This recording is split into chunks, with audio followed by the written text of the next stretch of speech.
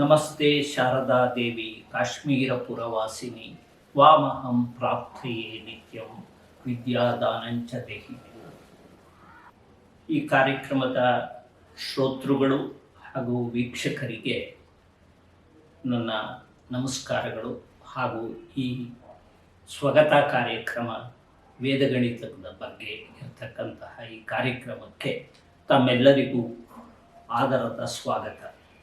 ಪೀಠಿಕೆಯಾಗಿ ಈಗ ಒಂದು ವಾರದ ಹಿಂದೆ ನಾವು ಮಾಡಿದಂತಹ ಕಾರ್ಯಕ್ರಮದಲ್ಲಿ ಮುಖ್ಯವಾಗಿ ಈ ಮೊದಲ ಸಂಚಿಕೆಯಲ್ಲಿ ವೇದಗಣಿತ ಎಂದರೇನು ಹಾಗೂ ವೇದಗಳಲ್ಲಿ ಗಣಿತ ಎಲ್ಲಿದೆ, ಇದನ್ನು ಇತ್ತೀಚೆಗಷ್ಟೇ ಜನಪ್ರಿಯಗೊಳ್ಳಲು ಕಾರಣರು ಯಾರು ಹಾಗೂ ಈ ವೇದಗಣಿತದ ಬಗ್ಗೆ ಆ ವ್ಯಕ್ತಿ ಯಾರು ಜನಪ್ರಿಯಗೊಳಿಸಿದ್ರೋ ಅವರ ಬಗ್ಗೆ ಕೆಲವು ವಿಷಯಗಳನ್ನು ಹೇಳ್ತೀನಿ ಅಂತ ಹೇಳಿ, ಅದೇ ರೀತಿಯಲ್ಲಿ ಇವತ್ತು ನಾವು ಈ ಕಾರ್ಯಕ್ರಮವನ್ನು ಶುರು ಮಾಡ್ತಾ ಇದ್ದೀವಿ. ಮುಖ್ಯವಾಗಿ ಎಲ್ಲರಿಗೂ ತಿಳಿದಿರುವಂತೆ ವೇದಗಳು 4: ಋಗ್ವೇದ, ಯಜುರ್ವೇದ, ಸಾಮವೇದ ಮತ್ತು ಅಥರ್ವ ವೇದ ಅಂತ ಹೇಳ್ತೀವಿ.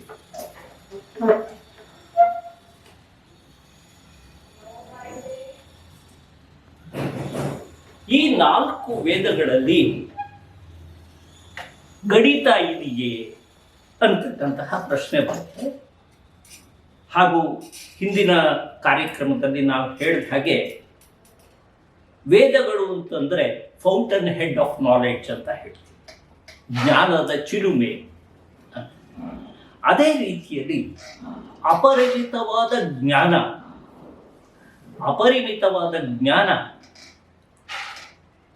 ಈ ವೇದಗಳಲ್ಲಿ ಇದೆ. ಅಂದರೆ ಅಪರಿಮಿತ ಜ್ಞಾನದ ಭಂಡಾರ ವೇದಗಳು ಅಂತ ಹೇಳ್ಬೋದು.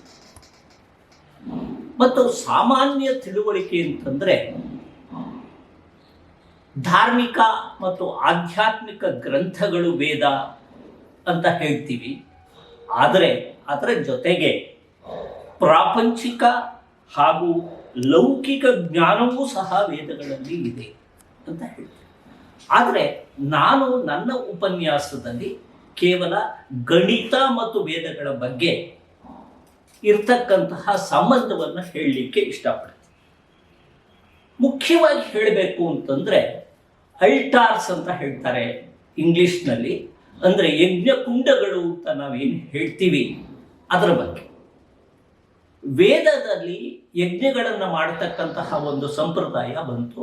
ಅದರಲ್ಲೂ ಸಹ ಅಥರ್ವ ವೇದ ಅಂತ ನಾವೇನು 4ನೇ ವೇದ ಇದೆ, ಈ 4ನೇ ವೇದವಾದ ಅಥರ್ವ ವೇದದ ಕಾಲದಲ್ಲಿ ಯಜ್ಞಗಳಿಗೆ ಬಹಳ ಪ್ರಾಮುಖ್ಯತೆ ಬಂತು ಅಂತ ಹೇಳ್ತೀವಿ. ಯಾಕೆಂದರೆ ಅಥರ್ವಣ ಅನ್ನತಕ್ಕಂತಹ ಋಷಿ ಆಕ್ಚುಲಿ ಅಥರ್ವಣ ವೇದಕ್ಕೆ ಅಥರ್ವಣ ಆಂಗೀರಸ ಅಂತ ಕರೀತಾ ಇತ್ತು.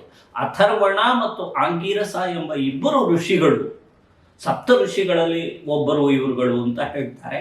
ಅಥರ್ವಣ ಮತ್ತು ಆಂಗೀರಸ ಋಷಿಗಳು ಸೇರಿ ಅಥರ್ವ ವೇದ,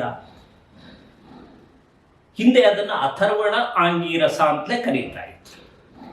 ಈ ಯಜ್ಞಯಾಗಾದಿಗಳು ಬಂದಾಗ ಯಜ್ಞ ಕುಂಡಗಳನ್ನು ಕನ್ಸ್ಟ್ರಕ್ಟ್ ಮಾಡ್ತಾ ಇದ್ರು, ಅಂದರೆ ತಯಾರು ಮಾಡ್ತಾ ಇದ್ರು. ಈ ಯಜ್ಞ ಕುಂಡಗಳು ಅನೇಕ ಶೇಪ್ಸ್ ಅಥವಾ ರೂಪಗಳಲ್ಲಿ ಇರ್ತಾ ಇತ್ತು. ಅದು ಕೆಲವು ಚೌಕಾಕಾರವಾಗಿದ್ದರೆ, ಕೆಲವು ಆಯತಾಕಾರ, ಕೆಲವು ವೃತ್ತಾಕಾರ, ಕೆಲವು ನಕ್ಷತ್ರದ ರೀತಿಯಲ್ಲಿ ಇರ್ತಾ ಇತ್ತು. ಆದರೆ ಇದಕ್ಕೆ ಇದ್ದಂತಹ ಒಂದು ಇದು ಅಂದರೆ ಎಲ್ಲ ಅಗ್ನಿಕುಂಡಗಳ ಕ್ಷೇತ್ರಫಲ ಒಂದೇ ಆಗಿರಬೇಕು ಅಂತ ಇರ್ತಾ ಇತ್ತು. ಹಾಗಾದರೆ ಆಯತಾಕಾರದಲ್ಲಿರ್ತಕ್ಕಂತಹ ಅಗ್ನಿಕುಂಡದ ಕ್ಷೇತ್ರಫಲ ಎಷ್ಟು, ಅಷ್ಟೇ ಚೌಕಾಕಾರದ್ದು ಇರಬೇಕು ಅನ್ನೋದಾದರೆ ಅವರಿಗೆ ಗಣಿತದ ಜ್ಞಾನ ಇರಲೇಬೇಕಾಗಿತ್ತು. ಅಥವಾ ಅದು ನಕ್ಷತ್ರಾಕಾರದಲ್ಲಿದ್ದರೂ ಸಹ ಅದರ ಕ್ಷೇತ್ರಫಲ ಅಷ್ಟೇ ಇರಬೇಕು ಅಂತ ಹೇಳಿದಾಗ ಅವರಿಗೆ ಕ್ಷೇತ್ರಫಲವನ್ನು ಕಂಡುಹಿಡಿಯತಕ್ಕಂತಹ ಜ್ಞಾನ ಇತ್ತು. ಮತ್ತು ಈಗ ನಾವು ಯಾವುದು ಅಂಗುಲ, ಅಡಿ ಅಂತ ಎಲ್ಲ ಹೇಳ್ತೀವಿ, ಹಿಂದಿನ ಕಾಲದಲ್ಲಿ ಅಗ್ನಿಕುಂಡದ ಮುಂದೆ ನಿಂತಹ ವ್ಯಕ್ತಿ ಕಾಲ ಮೇಲೆ ನಿಂತ್ಕೊಂಡು ಎರಡೂ ಕೈಗಳನ್ನು ಜೋಡಿಸಿ ಮೇಲೆ ಎತ್ತಿದರೆ ಅದಕ್ಕೆ 120 ಅಂಗುಲ ಎತ್ತರ ಅಂತ ಹೇಳೋಣ. ಅಂದರೆ ಅವನು ಹೆಚ್ಚು ಕಡಿಮೆ 6 ಅಡಿ 5 ಅಡಿ 6 ಅಡಿ ಎತ್ತರ ಇದ್ದರೆ ಆ ಋಷಿ ಅವನು ಕೈ ಎತ್ತಿದಾಗ ಒಟ್ಟು 10 ಅಡಿಗೆ ಹೋಗುತ್ತೆ. ಅದನ್ನ 120 ಅಂಗುಲ ಅಂತ ಹೇಳ್ತಾ ಇದ್ರು. ಅದೇ ಅವನು ಮುಂದಿನ ಬೆರಳುಗಳ ಮೇಲೆ ನಿಂತರೆ ಇನ್ನು 5 ಅಂಗುಲ ಸೇರಿಸಿ 125 ಅಂಗುಲ ಅಂತ ಹೇಳ್ತಾ ಇದ್ರು. ಅಂದ್ರೆ ಈ ಮೆಷರ್ಮೆಂಟ್ಸ್, ಈ ಅಳತೆಗಳೆಲ್ಲ ಆ ಋಷಿಗಳ ಕಾಲದಲ್ಲೇ ಇತ್ತು ಅಂತ ಹೇಳಿದ್ರೆ, ಹಾಗಾದರೆ ಅವರಿಗೆ ಗಣಿತದ ಜ್ಞಾನ ಇತ್ತೋ ಇಲ್ವೋ? ವೇದದಲ್ಲಿ ಇರ್ತಕ್ಕಂತಹ ಗಣಿತದಲ್ಲಿ ಯಜ್ಞ ಕುಂಡಗಳನ್ನು ಮಾಡಿದಾಗ ಆ ಯಜ್ಞ ಕುಂಡಗಳ ಕ್ಷೇತ್ರಫಲವನ್ನು ಕಂಡುಹಿಡಿಯತಕ್ಕಂತಹ ಶಕ್ತಿ ಇತ್ತು ಅಂದರೆ ಅವರಿಗೆ ಗಣಿತದ ಜ್ಞಾನ ಇತ್ತು ಅಂತ. ಆದರೆ ಇದಕ್ಕಿಂತ ಹೆಚ್ಚಾಗಿ ನಾನು ಲೌಕಿಕವಾಗಿ ಸಹ ವೇದಗಳಲ್ಲಿ ಅನೇಕ ವಿಷಯಗಳಿತ್ತು, ಅದು ಧಾರ್ಮಿಕ ಮತ್ತು ಆಧ್ಯಾತ್ಮಿಕ ಜ್ಞಾನ ಮಾತ್ರ ಅಲ್ಲ ಅಂತ ಹೇಳಿದಾಗ, ಹಾಗಾದರೆ ಎಲ್ಲಿತ್ತು ಅದಕ್ಕೆ ಉದಾಹರಣೆ ಏನು ಅಂತ ಕೇಳ್ತಾರೆ. ಉದಾಹರಣೆಗೆ ಅದಕ್ಕೆ ನಾವು ಉಪವೇದಗಳು ಅಂತ 4 ಉಪವೇದಗಳಿವೆ. ಉದಾಹರಣೆಗೆ ಇದು 4 ಉಪವೇದಗಳು. ಮೊದಲನೇದು Ayurveda. Ayurveda science of medicine ಅಂತ ನಾವೇನು ಹೇಳ್ತೀವಿ ಅದು ಆಯುರ್ವೇದ. ಇಂದಿನ ಅಲೋಪತಿ ಮೆಡಿಸನ್ಗೂ ಆಯುರ್ವೇದಕ್ಕೂ ಇರ್ತಕ್ಕಂತಹ ವ್ಯತ್ಯಾಸ ಅಂದರೆ, ಅಲ್ಲಿ ಹೇಳಿರೋ ಹಾಗೆ ಆಯು ಅಂತಂದರೆ ಲೈಫ್ ಸ್ಪ್ಯಾನ್ ಅಂತ ನಾವು ಇಂಗ್ಲಿಷ್ನಲ್ಲಿ ಏನು ಹೇಳ್ತೀವಿ ಅದು. ಆರೋಗ್ಯ ತಪ್ಪಿದಾಗ ನಾವು ಅಲೋಪತಿನಲ್ಲಿ ಔಷಧಿಗೆ ಹೋಗ್ತೀವಿ, ಆದರೆ ಆಯುರ್ವೇದದಲ್ಲಿ ಹಾಗಲ್ಲ. ನೀವು ಆರೋಗ್ಯವಾಗಿದ್ದಾಗಲೂ ಸಹ ನಾವು ಔಷಧಿಗಳನ್ನು, ಅಂದರೆ ಈ ಆಯುರ್ವೇದದ ಮೂಲಿಕೆಗಳನ್ನು ನಾವು ತಗೊಳ್ಬೋದು. ಯಾಕೆಂದರೆ ಅದರಿಂದ ಲೈಫ್ ಸ್ಪ್ಯಾನ್, ನಿಮ್ಮ ಬದುಕು ಇನ್ನೂ ವಿಸ್ತಾರಗೊಳ್ಳುತ್ತೆ ಅನ್ನೋ ಉದ್ದೇಶದಿಂದ ಮಾಡ್ತಾ ಇತ್ತು. ಆಯುರ್ವೇದದಲ್ಲಿ ನಾವು ಎಷ್ಟು ಮುಂದುವರೆದಿದ್ವು, ಸುಶ್ರುತ ಮುಂತಾದಂತಹ ಅತ್ಯಂತ ದೊಡ್ಡ ದೊಡ್ಡ ವೈದ್ಯಕೀಯ ಪಟುಗಳು ಇದ್ದರು. ಪ್ಲಾಸ್ಟಿಕ್ ಸರ್ಜರಿಯಿಂದ ಹಿಡಿದು ಎಲ್ಲವನ್ನೂ ಮಾಡ್ತಾ ಇದ್ರು ಆಗಿನ ಕಾಲದಲ್ಲಿ. ಅಂದರೆ ಎಷ್ಟು ಜ್ಞಾನ ಅವರಲ್ಲಿ ಇತ್ತು. ಮತ್ತು ಇದರಲ್ಲಿ ಸಹ ಗಿಡಮೂಲಿಕೆಗಳನ್ನು ಇಂತಹ ಅನುಪಾತದಲ್ಲೇ ಸೇರಿಸಬೇಕು ಅಂತ ಹೇಳಬೇಕಾದ್ರೆ ಅವ್ರಿಗೆ ಮ್ಯಾಥಮೆಟಿಕ್ಸ್ ನಾಲೆಡ್ಜ್ ಇರಲೇಬೇಕು ಅಂತ.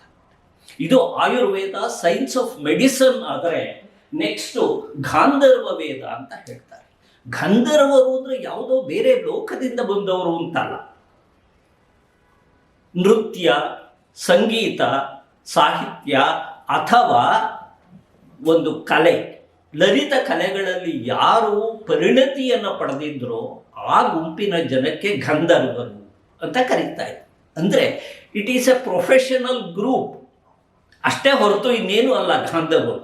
ಈ ಗಾಂಧರ್ವ ವೇದದಲ್ಲಿ ಮ್ಯಾಥಮೆಟಿಕ್ಸ್ ಇದೆಯೇ ಅಂತ ಕೇಳಿದ್ರೆ ಖಂಡಿತವಾಗಿ ಇದು ನನ್ನ ಸ್ವಂತ ಅನುಭವ ಹೇಳ್ತೀನಿ. ನಾನು ಒಂದ್ಸಲಿ ಬೇಲೂರು ಹೋಗಿ ಅಲ್ಲಿ ದೇವಸ್ಥಾನವನ್ನು ನೋಡ್ತಾ ಇರಬೇಕಾದ್ರೆ ಒಬ್ಬ ಗೈಡ್ ಇದ್ದರು. ಆ ಗೈಡು ನನಗೆ ತೋರಿಸ್ತಾ ದರ್ಪಣ ಸುಂದರಿ ಅನ್ನತಕ್ಕಂತಹ ಒಂದು ವಿಗ್ರಹವನ್ನು ತೋರಿಸಿದ್ರು. ಆ ದರ್ಪಣ ಸುಂದರಿ ವಿಗ್ರಹವನ್ನು ತೋರಿಸಿದಾಗ ನಾನು ಅವ್ರನ್ನ ಒಂದು ಮಾತು ಕೇಳಿದೆ, ಸರ್ ಇದು ದರ್ಪಣ ಸುಂದರಿ ಅಂತ ಕರೆದ್ರಿ, ಯಾಕೆ ಅದಕ್ಕೆ ದರ್ಪಣ ಸುಂದರಿ ಅಂತ ಹೇಳ್ತೀರಾ ಅಂತ. ಯಾಕೆ ದರ್ಪಣ ಸುಂದರಿ ಅಂತ ಹೇಳ್ತೀರಾ ಅಂತ ಕೇಳಿದಾಗ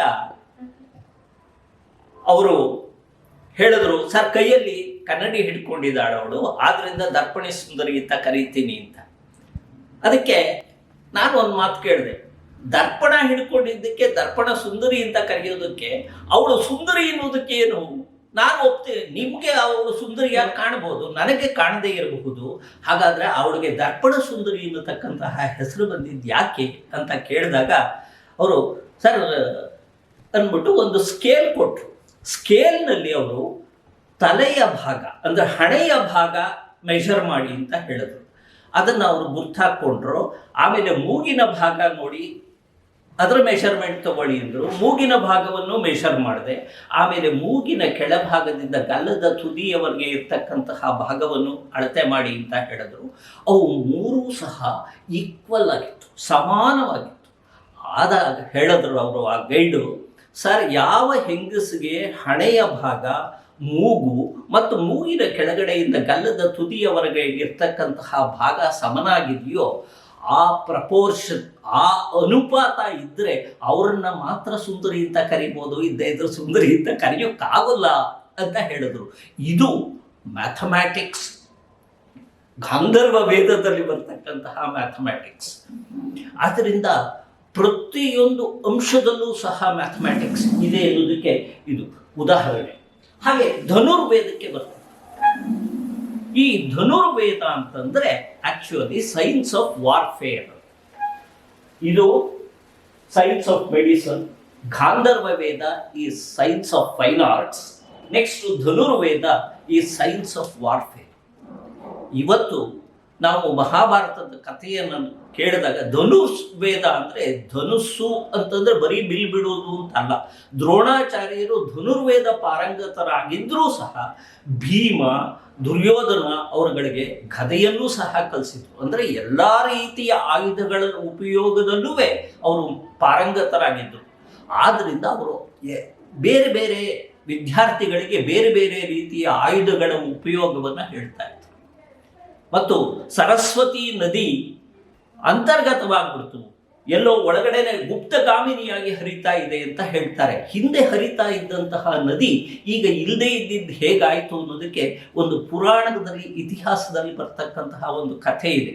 ಅದರಲ್ಲಿ ಏನು ಅಂತಂದರೆ, ಋಷಿಗಳು ವೇದಗಳನ್ನು ಸರಸ್ವತಿ ನದಿಯ ತೀರದಲ್ಲಿ ಕುಳಿತು ಬರೆದ ಮೇಲೆ ಸುರಾಪಾನ ಮಾಡಿ ಅವರು ಅಸಭ್ಯರಾಗಿ ವರ್ತಿಸ್ಲಿಕ್ಕೆ ಶುರು ಮಾಡಿದಾಗ ಈಶ್ವರ ಕೈಲಾಸದಲ್ಲಿ ಕುಳಿತು ಹೇಳದ್ನಂತೆ, ನೀವು ಅಸಭ್ಯರಾಗಿ ಮಾಡ್ತಾ ಇದ್ದೀರಾ, ಇದು ಮಾಡಬಾರದು ಅಂತ.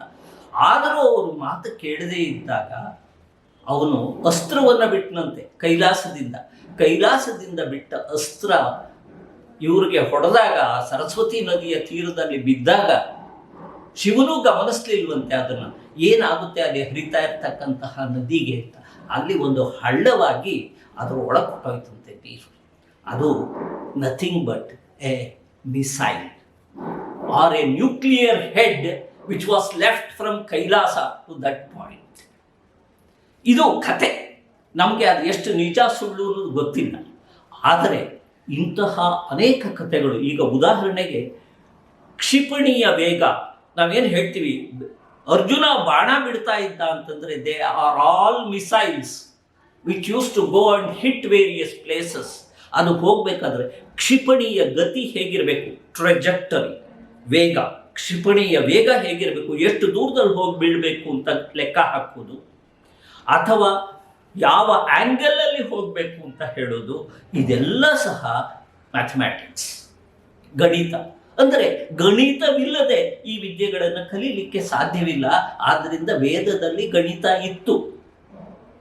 ಆದರೆ ಇವತ್ತು ನಾವು ವೇದಗಣಿತದ ಕೆಲವು ಟ್ರಿಕ್ಸ್ನ ಹೇಳಿ ಇದು ವೇದಗಣಿತ ಅಂತ ಹೇಳಿದ್ರೆ, ಈ ಥರ ಇದೆಯೇ ವೇದದಲ್ಲಿ ಅಂತ ಕೇಳ್ತಕ್ಕಂತಹ ಜನ ಬಹಳ ಇದ್ದಾರೆ.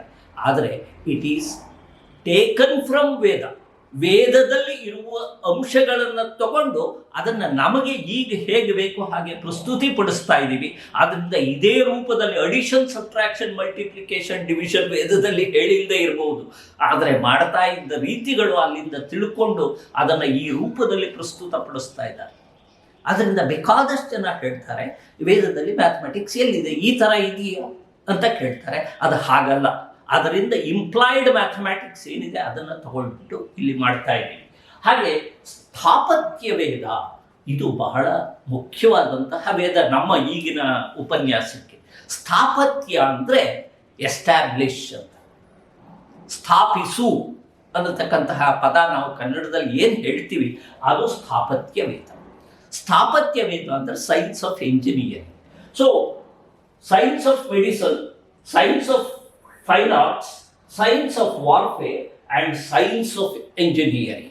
ಈ ಸ್ಥಾಪತ್ಯ ವೇದದಲ್ಲಿ ಬಹಳಷ್ಟು construction of buildings, including construction of temples, ಇವತ್ತು ಅದ್ಭುತವಾದ ಶಿಲ್ಪಕಲೆಗಳನ್ನು ನಾವು ನೋಡ್ತೀವಿ. ಹಳೇಬೀಡು ಇರ್ಬೋದು, ಈವನ್ ವಿಜಯನಗರದ ಸಾಮ್ರಾಜ್ಯ, ಇವತ್ತಿನ ಹಂಪೆ ಏನಿದೆ, ವಿರೂಪಾಕ್ಷ ದೇವಸ್ಥಾನದಲ್ಲಿ ಇನ್ವರ್ಟೆಡ್ ಇಮೇಜ್ ಆಫ್ ದಿ ಗೋಪುರ ನಾವು ಅಲ್ಲಿ ಇನ್ನೊಂದು ಕಡೆ ನೋಡ್ತೀವಿ, ತಲೆ ಕೆಳಕ್ಕಾಗಿ ನೋಡ್ತೀವಿ ಆ ಗೋಪುರವನ್ನು. ಅದಕ್ಕೆ ಎಷ್ಟು ಸೈನ್ಸ್ ಮತ್ತು ಮ್ಯಾಥಮ್ಯಾಟಿಕ್ಸ್ ನಾಲೆಡ್ಜ್ ಅವ್ರಗಳಿಗಿತ್ತು ಅನ್ನೋದನ್ನು ತೋರಿಸುತ್ತೆ. ಇದೆಲ್ಲ ಈ ಒಂದು ದೇವಸ್ಥಾನವನ್ನು ಕಟ್ಟಬೇಕಾದ್ರೆ ಹೇಗೆ, ಒಂದು ಅರಮನೆಯನ್ನು ಕಟ್ಟಬೇಕಾದ್ರೆ ಹೇಗೆ, ಊರಿನ ವಾಸ್ತು ಹೇಗಿರಬೇಕು, ಊರನ್ನ ಹೇಗೆ ಪ್ಲಾನ್ ಮಾಡಬೇಕು, ಇದೆಲ್ಲ ವಿಷಯಗಳು ಇದ್ದಿದ್ದು ಈ ಸ್ಥಾಪತ್ಯ ವೇದದಲ್ಲಿ.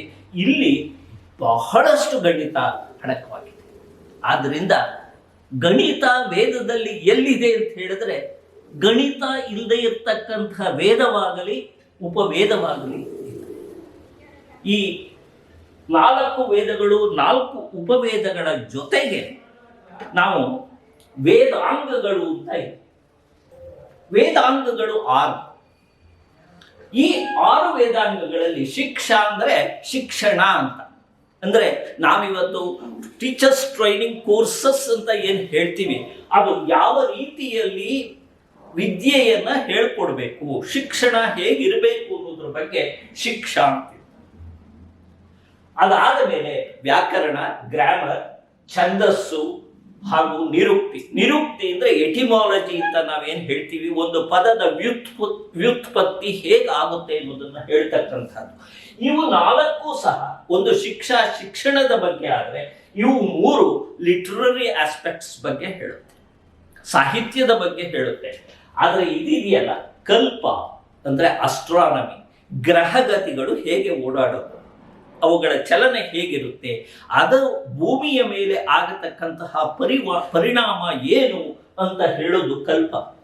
ಕಲ್ಪದಲ್ಲಿ ನಮಗೆ ಎಷ್ಟು ಗ್ರಹಗಳಿದೆ ಅಂತ ಗೊತ್ತಿತ್ತು, ಹೇಗೆ ಓಡಾಡ್ತಾ ಇವೆ ಅಂತ ಗೊತ್ತಿತ್ತು, ಅದರ ಪ್ರಭಾವ ಹೇಗೆ ಭೂಮಿಯ ಮೇಲೆ ಆಗುತ್ತೆ ಅನ್ನೋದು ಗೊತ್ತಿತ್ತು, ಎಷ್ಟು ದೂರದಲ್ಲಿ ಇದೆ ಅಂತ ಗೊತ್ತಿತ್ತು. ಹನುಮಾನ್ ಚಾಲೀಸದಲ್ಲಿ ಸೂರ್ಯನಿಗೂ ಮತ್ತು ಭೂಮಿಗೂ ನಡುವೆ ಇರತಕ್ಕಂತಹ ಅಂತರವನ್ನು ಹೇಳಿದ್ದಾರೆ. ಅದು ಇವತ್ತು ಅಮೆರಿಕಾದ ನ್ಯಾಸಾದಲ್ಲಿ ಹೇಳ್ತಕ್ಕಂತಹದ್ದಕ್ಕೆ ಈವನ್ ಡೆಸಿಮಲ್ ಲೆವೆಲ್ಗೆ ಈಕ್ವಲ್ ಆಗಿದೆ. ಅಂದರೆ ಇದು ಮ್ಯಾಥಮ್ಯಾಟಿಕ್ಸ್ ಇಲ್ಲದೆ ಈಗಿನ ಕಾಲದಲ್ಲಿ ಕಲ್ಪದಲ್ಲಿ ಇದು ಸಾಧ್ಯವಾಗಿತ್ತೆ. ಅಂದರೆ ಈ ವಿಷಯಗಳನ್ನು ನಾನು ಯಾಕೆ ಹೇಳ್ತಾ ಇದ್ದೀನಿ ಅಂದರೆ, ಬೇಕಾದಷ್ಟು ಜನ ಮ್ಯಾಥಮ್ಯಾಟಿಕ್ಸ್ ವೇದದಲ್ಲಿ ಎಲ್ಲಿಂದ ಬರುತ್ತೆ ಅನ್ನತಕ್ಕಂತಹ ಪ್ರಶ್ನೆಯನ್ನು ಕೇಳಿದ್ದಕ್ಕೆ ಉತ್ತರವಾಗಿ ಈ ಕೆಲವು ಸಂಗತಿಗಳನ್ನು ನಿಮ್ಮ ಮುಂದೆ ಇಡ್ತಾ ಇದ್ದೀವಿ. ಈ ಕಲ್ಪದ ಪ್ರಭಾವ ಅಂದರೆ ಗ್ರಹಗತಿಗಳು ಓಡಾಡೋದು ಸರಿ, ಆ ಗ್ರಹಗತಿಗಳು ಭೂಮಿಯ ಮೇಲೆ ಪ್ರಭಾವ ಬೀರುತ್ತೆ. ಹಗಲು ಯಾವಾಗ ಆಗುತ್ತೆ, ರಾತ್ರಿ ಯಾವಾಗ ಆಗುತ್ತೆ, ತಿಂಗಳುಗಳು ಅಥವಾ ಮಾಸಗಳು ಹೇಗೆ ಬದಲಾವಣೆ ಆಗುತ್ತೆ, ಅದಲ್ಲದೆ ನಿಮ್ಮ ಎಕ್ಲಿಪ್ಸಸ್ ಗ್ರಹಣಗಳು ಯಾವಾಗ ಆಗುತ್ತೆ ಅನ್ನೋದನ್ನೆಲ್ಲ ನಿಖರವಾಗಿ ಹೇಳ್ತಾ ಇದ್ರು ಆಗಿನ ಕಾಲದಲ್ಲಿ. ಅದನ್ನು ಜ್ಯೋತಿಷ್ಯ ಅಂತ ಹೇಳ್ತೀವಿ. ಜ್ಯೋತಿಷ್ಯ ಅಂದರೆ ಈಗ ನಾವುಗಳು ತಪ್ಪು ತಿಳ್ಕೊಂಡಿದ್ದೀವಿ. ಜ್ಯೋತಿಷ್ಯ ಅಂದರೆ ನಿಜವಾಗಿ ಹೇಳಬೇಕು ಅಂದರೆ ಅದು ಕಾಲ ನಿರ್ಣಯ ಅಂತ ಹಿಂದೆ ಇದ್ದಿತ್ತು ಜ್ಯೋತಿಷ್ಯದಲ್ಲಿ. ಈ ಕಾಲ ನಿರ್ಣಯದಲ್ಲಿ ಒಳ್ಳೆಯ ಟೈಮ್ ಯಾವುದು, ಒಳ್ಳೆಯ ಗಳಿಗೆ ಯಾವುದು, ಕೆಟ್ಟ ಗಳಿಗೆ ಯಾವುದು ಅನ್ನೋದನ್ನು ಹೇಳ್ತಾ ಇದ್ರು.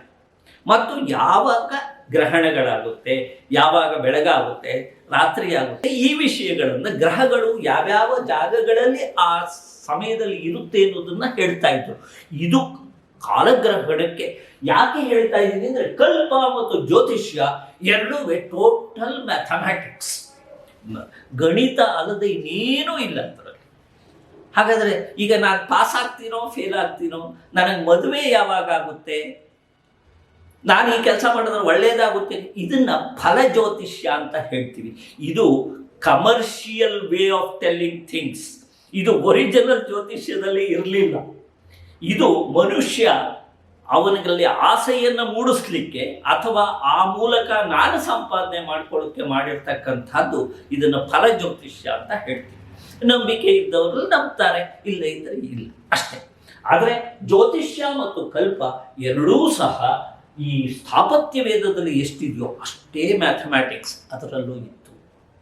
ಈ ಕಾರಣಕ್ಕಾಗಿ ನಾನಿವತ್ತು ವೇದ, ಉಪವೇದ ಮತ್ತು ವೇದಾಂಗಗಳಲ್ಲಿ ಗಣಿತ ಎಲ್ಲಿ ಇತ್ತು ಅಂತ ಹೇಳಿ ನಿಮಗೆ ಗಣಿತ ವೇದಗಳಲ್ಲಿ ಇತ್ತು ಅನ್ನೋದು ಆಶ್ವಾಸನೆಯನ್ನು ಕೊಡಲಿಕ್ಕೆ ಈ ಉದಾಹರಣೆಗಳನ್ನು ನಾನು ಕೊಟ್ಟಿದ್ದೀನಿ. ಇದಾದ ನಂತರ ಅನೇಕರು ವೇದಗಳನ್ನು ನಂಬಬಹುದು, ವೇದಗಳಲ್ಲಿ ಮ್ಯಾಥಮ್ಯಾಟಿಕ್ಸ್ ಇದೆ ಅಥವಾ ಗಣಿತ ಇದೆ ಅಂತ ಹೇಳ್ಬೋದು, ಅಥವಾ ಇಲ್ಲದೆ ಇರಬಹುದು. ಆದರೆ ಒಂದು ಹೇಳ್ತೀನಿ, ಒಂದು ಸ್ಯಾನ್ಸ್ಕ್ರಿಟ್ ವರ್ಸ್ ಅಥವಾ ಶ್ಲೋಕ ಒಂದಿದೆ, ಯುಕ್ತಿಯುಕ್ತಂ ವಚೋಗ್ರಾಹ್ಯಂ ಬಾಲಾದಪಿ ಶುಕಾದಪಿ. ಅಂದರೆ ಯುಕ್ತಿಯುಕ್ತಂ ಅಂದರೆ ಯಾವ ವಿಷಯ ತರ್ಕಬದ್ಧವಾಗಿದೆಯೋ, ಸಮಂಜಸವಾಗಿದೆಯೋ ಅದನ್ನು ವಚೋಗ್ರಾಹ್ಯಂ ಅಂದರೆ ಅಕ್ಸೆಪ್ಟ್ ಮಾಡ್ಕೊಳ್ಳಿ, ನೀವು ಒಪ್ಕೊಳ್ಳಿ.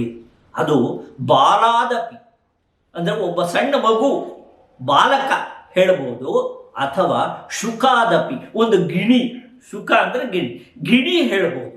ಆದರೆ ಯಾರೇ ಹೇಳಿ ಅದು ತರ್ಕಬದ್ಧವಾಗಿದ್ದರೆ, ಸಮಂಜಸವಾಗಿದ್ದರೆ, ಯುಕ್ತವಾಗಿದ್ದರೆ ಅಂದರೆ ವಿವೇಚನೆಯಿಂದ ಕೂಡಿದ್ದರೆ ಅದನ್ನು ನಾವು ಒಪ್ಕೋಬೇಕು. ಇಲ್ಲಿ ನಾನು ಯಾಕೆ ಇದನ್ನು ಮಾತನ್ನು ಹೇಳ್ತಾ ಇದ್ದೀನಿ ಅಂದರೆ, ಮ್ಯಾಥಮ್ಯಾಟಿಕ್ಸ್, ಇಲ್ಲಿ ವೇದಗಣಿತ ಅಂತ ನಾವು ಏನು ಹೇಳ್ತಾ ಇದ್ದೀವಿ, ವೇದಗಣಿತ ಅಂತ ಯಾವ ವಿಷಯಗಳನ್ನು ಹೇಳಲಿಕ್ಕೆ ಬರ್ತೀವಿ ಆ ವಿಷಯಗಳು ತರ್ಕಬದ್ಧವಾಗಿದ್ದರೆ ಅಕ್ಸೆಪ್ಟ್ ಮಾಡ್ಕೊಳ್ಳಿ, ಒಪ್ಕೊಳ್ಳಿ, ಅದನ್ನು ಜ್ಞಾನ ಅಂತ ಕನ್ಸಿಡರ್ ಮಾಡಿ. ಇದನ್ನು ಬರೆದಿರೋರು ಯಾವ ವೇದದ ಮೂಲಕ ನನಗೆ ಇದು ಅರಿವಿಗೆ ಬಂತು ಅಂತ ಹೇಳಿದಾಗ ಅದನ್ನು ವೇದಗಣಿತ ಅಂತ ಕರೆದಿದ್ದಾರೆ. ಅದೇ ರೀತಿಯಲ್ಲಿ ಯುಕ್ತಿಹೀನಂ ಅಂದರೆ ಯಾವುದು ಸಮಂಜಸವಾಗಿಲ್ಲ, ಯಾವುದು ತರ್ಕಬದ್ಧವಾಗಿಲ್ಲ, ಅದನ್ನು ವಚಸ್ತ್ಯಾಜ್ಯಂ, ಅಕ್ಸೆಪ್ಟ್ ಮಾಡಬೇಡಿ, ತ್ಯಾಜ್ಯಂ ಅಂದರೆ ಬಿಟ್ಟುಬಿಡಿ, ಅದನ್ನು ನೀವು ಒಪ್ಪಬೇಕಾದ ಅವಶ್ಯಕತೆ ಇಲ್ಲ. ಅದನ್ನು ವೃದ್ಧಾದಪಿ, ಅತ್ಯಂತ ವಯಸ್ಸಾದವರು, ಎಲ್ಡರ್ಲಿ ಪೀಪಲ್ ಅಂತ ನಾವೇನು ಕರಿತೀವಿ, ಅವ್ರು ಹೇಳಿದ್ರು ಅದನ್ನು ನಾವು ಒಪ್ಪಬೇಕಾಗಿಲ್ಲ. ಶುಕಾದಪಿ, ಶುಕ ಮುನಿ, ಇಲ್ಲಿ ಶುಕ ಅಂದರೆ ಎರಡು, ಒಂದು ಶುಕ ಅಂದರೆ ಗಿಣಿ, ಇಲ್ಲಿ ಶುಕ ಅಂತಂದರೆ ಮುನಿ. ಶುಕ ವ್ಯಾಸರ ಮಗ, ಆ ಶುಕನೇ ಬಂದು, ಶುಕ ಮಹಾಜ್ಞಾನಿ, ಅವನು ಬಂದು ಹೇಳಿದ್ರೂ ನಾವು ಒಪ್ಪಬೇಕಾಗಿಲ್ಲ ಅಂತ ಹೇಳ್ತಾರೆ. ಈ ಶುಕ ಅನ್ನೋದು ಒಂದು ಸಣ್ಣ ಕಥೆ ಮುಖ್ಯವಾಗಿ ಹೇಳಬೇಕಾಗುತ್ತೆ ನಿಮಗೆ. ಶುಕ ಯಾರು ಅಂತ. ಶುಕ ಒಂದು ಗಿಣಿಯಾಗಿದ್ದ, ಅಂದರೆ ಅವನು ಇನ್ನೂ ಹುಟ್ಟಿರಲಿಲ್ಲ, ಮೊಟ್ಟೆ ಒಳಗಡೆ ಇದ್ದ ಗಿಣಿ. ಈಶ್ವರ ಪಾರ್ವತಿ ಮಾತಾಡ್ತಾ ಇದ್ದಾಗ ಈಶ್ವರನ ಪಾರ್ವತಿ ಕೇಳಿದಂತೆ, ನೀನು ಅಮರನಾಗಿದೀಯಲ್ಲ, ಬಾಕಿಯವರೆಲ್ಲ ಇನ್ನೊಂದು ಪುನರ್ಜನ್ಮನವರು ಪಡೀತಾರೆ, ಆದರೆ ನೀನು ಅಮರನಾಗಿದೀಯಲ್ಲ, ಹೇಗೆ, ಇದರ ಒಳಗುಟ್ಟೇನು ಅಂತ ಕೇಳಿದಾಗ ಪಾರ್ವತಿಗೆ ಶಿವ ಹೇಳ್ತಾ ಹೋದ್ನಂತೆ. ಅವಳು ಪಕ್ಕದಲ್ಲೇ ಮಲಗಿದ್ದು ಹ್ಞೂ ಹ್ಞೂ ಹ್ಞೂ ಅಂತ ಇದ್ದೋಳು ನಿದ್ದೆ ಬಂದ್ಬಿಟ್ಟಿದೆ. ಅವಳಿಗೆ ನಿದ್ದೆ ಬಂದ್ರೂ ಅವಳು ಹ್ಞೂ ಹ್ಞೂ ಹ್ಞೂ ಅನ್ನೋ ಶಬ್ದ ಶಿವನ್ ಕೇಳಿಸ್ತಾನೆ ಇತ್ತು. ಅವನು ತಾನು ಅಮರತ್ವವನ್ನು ಪಡೆದ ವಿಧಾನ, ಅದರ ಬಗೆ ಎಲ್ಲವನ್ನೂ ವಿವರಿಸ್ತಾ ಹೋದ. ಆಮೇಲೆ ಪಕ್ಕದಲ್ಲಿ ನೋಡ್ತಾನೆ, ಪಾರ್ವತಿ ನಿದ್ದೆ ಮಾಡ್ತಾ ಇದ್ದಾಳೆ. ಇದೇನಿದು ಹ್ಞೂ ಹ್ಞೂ ಶಬ್ದ, ಹಾಗಾದ್ರೆ ಅಷ್ಟೊತ್ತಿಂದ ಹೇಳ್ದು ಬಂದಿದ್ದು ಯಾವ ಕಡೆಯಿಂದ ಅಂತ ನೋಡ್ತಾನೆ, ಆ ಗಿಣಿಯ ಮೊಟ್ಟೆ ಒಡೆದು ಸಣ್ಣ ಮರಿ ಹೊರಗೆ ಬರ್ತಾ ಇದೆಯಂತೆ. ಅದು ಹ್ಞೂ ಹ್ಞೂ ಹ್ಞೂ ಅಂತ ಇದೆಯಂತೆ. ಅರೆ, ನನ್ನ ಅಮರತ್ವದ ಗುಟ್ಟು ಈ ಗಿಣಿ ಮರಿ ಗೊತ್ತಾಗೋಯ್ತಲ್ಲ ಅಂತ ಇದು ಮಾಡಿ ಅದನ್ನು ಸಾಯಿಸ್ಬಿಡ್ಬೇಕು ಅಂತ ಹೋಗ್ತಾನೆ ಶಿವ. ಹೋದರೆ ಅದೇನಾಗುತ್ತೆ, ತಕ್ಷಣ ಹಾರ ಹೋಗಿ ವ್ಯಾಸರ ಪತ್ನಿಯ ಗರ್ಭದೊಳಗೆ ಸೇರ್ಕೊಂಡ್ಬಿಡುತ್ತೆ. ಆವಾಗ ಈಶ್ವರ ಅಲ್ಲಿಗೂ ಬರ್ತಾನೆ ಸಾಯಿಸಬೇಕು ಅಂತ. ಬಂದಾಗ ವ್ಯಾಸರು ಹೇಳ್ತಾರೆ, ನೀನು ಈಗ ಆ ಕೆಲಸ ಮಾಡಿದ್ರೆ ಬ್ರಹ್ಮಹತ್ಯಾ ದೋಷ ಬರುತ್ತೆ ನಿನಗೆ, ಅದು ನಿನಗೆ ಒಳ್ಳೇದಲ್ಲ ಮಹಾದೇವ ಅಂತ ಹೇಳಿ ತಡೆಯುತ್ತಾರೆ. ಅದು ಆ ಗಿಣಿಯ ಮರಿ ವ್ಯಾಸರಿಗೆ ಮಗನಾಗಿ ಹುಟ್ಟುತ್ತಾನೆ. ಹೀಗೆ ಹುಟ್ಟುತ್ತಾನೆ ಅವನು ಮಹಾಜ್ಞಾನಿ. ಅವನನ್ನು ಜನಕನ ಹತ್ರ ಕಳಿಸ್ತಾರೆ ವಿದ್ಯಾಭ್ಯಾಸಕ್ಕೆ ವ್ಯಾಸರು. ಜನಕ ಎಲ್ಲ ನಿನಗೆ ನಾನು ಕಲಿಸ್ಬೇಕಾದ್ದೇನಿಲ್ಲ ಅಂತ. ಮತ್ತು ಋಷಿಗಳಲ್ಲಿ ಈ ಋಷಿ ಶುಕ ಮುನಿ ಸಂಸಾರವನ್ನು ಇದು ಮಾಡದೆ ಗೃಹಸ್ಥಾಶ್ರಮವನ್ನು ದಾಟಿ ಡೈರೆಕ್ಟಾಗಿ ಸನ್ಯಾಸಕ್ಕೆ ಕೊಟ್ಟು ಹೋಗ್ತಾನೆ. ಆಗ ಜನಕ ಮಹಾರಾಜರನ್ನ ಕೇಳ್ತಾನೆ, ನಾನು ಗೃಹಸ್ಥಾಶ್ರಮಕ್ಕೆ ಸೇರಲಿಕ್ಕೆ ಇಷ್ಟಪಡುವುದಿಲ್ಲ, ನಾನು ಬ್ರಹ್ಮಚರ್ಯದಿಂದ ಡೈರೆಕ್ಟಾಗಿ ನಾನು ಸನ್ಯಾಸ ತಗೋಬೇಕು ಅಂತ ಹೇಳಿದಾಗ, ನೀನು ಇದನ್ನೆಲ್ಲ ಮೀರಿದವನು, ನೀನು ಅದು ಗೃಹಸ್ಥಾಶ್ರಮಕ್ಕೆ ಹೋಗೋ ಅವಶ್ಯಕತೆ ಇಲ್ಲ, ಹೋಗು ಅಂತ ಹೇಳ್ತಾರೆ. ಇನ್ನೊಂದು ಕಥೆಯಲ್ಲಿ ಶುಕನ ಬಗ್ಗೆ ಹೇಳ್ತಾರೆ, ಅವನು ಈ ಲೌಕಿಕ ವಿಷಯಗಳಿಂದ ಎಷ್ಟು ಮೇಲ್ ಹೋಗಿದ್ದ ಅಂತಂದ್ರೆ, ಹೆಣ್ಣು ಮಕ್ಕಳು ಕೆರೆಯಲ್ಲಿ ಸ್ನಾನ ಮಾಡ್ತಾ ಇದ್ರು, ಸರೋವರದಲ್ಲಿ ಸ್ನಾನ ಮಾಡ್ತಾ ಇದ್ದಾಗ ಶುಕ ಮುನಿ ಬಂದ ಅಂದ್ರೆ ಅವ್ರು ಯಾರು ಯೋಚನೆ ಮಾಡ್ತಾ ಇರಲ್ಲಂತೆ. ಯಾಕೆಂದ್ರೆ ಅವನಿಗೆ ಈ ಕಡೆ ಗಮನನೇ ಇರಲ್ಲ ಅಂತ. ಅಲ್ಲ, ಮಗನ ಹುಡುಕೊಂಡು ವ್ಯಾಸರು ಹಿಂದೆ ಬರ್ತಾ ಇದ್ದಾರೆ ಅಂದ್ರೆ ತಕ್ಷಣ ಬಟ್ಟೆ ಹಾಕೊಳ್ಳೋರಂತೆ. ಅಂದ್ರೆ ಅಂತಹ ಗ್ರೇಟ್, ಅಂತಹ ಶ್ರೇಷ್ಠ ಮುನಿ ಶುಕ. ಅದು ಯುಕ್ತಿಹೀನಂ, ಅಕ್ಸೆಪ್ಟಬಲ್ ಅಲ್ಲ ಅನ್ನೋದಾದರೆ ಶುಕ ಮುನಿ ಹೇಳಿದ್ರು ಒಪ್ಕೊಳ್ಬೇಕಾದ್ದಿಲ್ಲ ಅಂತ. ಅಂದ್ರೆ ಯುಕ್ತಿಯುಕ್ತಂ ವಚೋಗ್ರಾಹ್ಯಂ ಬಾಲಾದಪಿ ಶುಕಾದಪಿ, ಯುಕ್ತಿಹೀನಂ ವಚಸ್ತ್ಯಾಜ್ಯಂ ವೃದ್ಧಾದಪಿ ಶುಕಾದಪಿ ಅಂತ ಹೇಳ್ತಾರೆ. ಆದ್ದರಿಂದ ನಾವು ಈಗ ಕಲಿಯಬಹುದಾಗಿರ್ತಕ್ಕಂತಹ ವೇದಗಣಿತ ನಿಮಗೆ ಅಕ್ಸೆಪ್ಟಬಲ್ ಆಗಿದ್ದರೆ ಅದರಿಂದ ಲೆಕ್ಕಗಳನ್ನು ಸುಲಭವಾಗಿ ಮಾಡಬಹುದು ಅಂತ ಅನ್ಸಿದ್ರೆ ಅಕ್ಸೆಪ್ಟ್ ಮಾಡಿ ಅಂತ ಹೇಳ್ತಾ ನಾನು ಮುಂದಕ್ಕೆ ಹೋಗ್ತೀನಿ.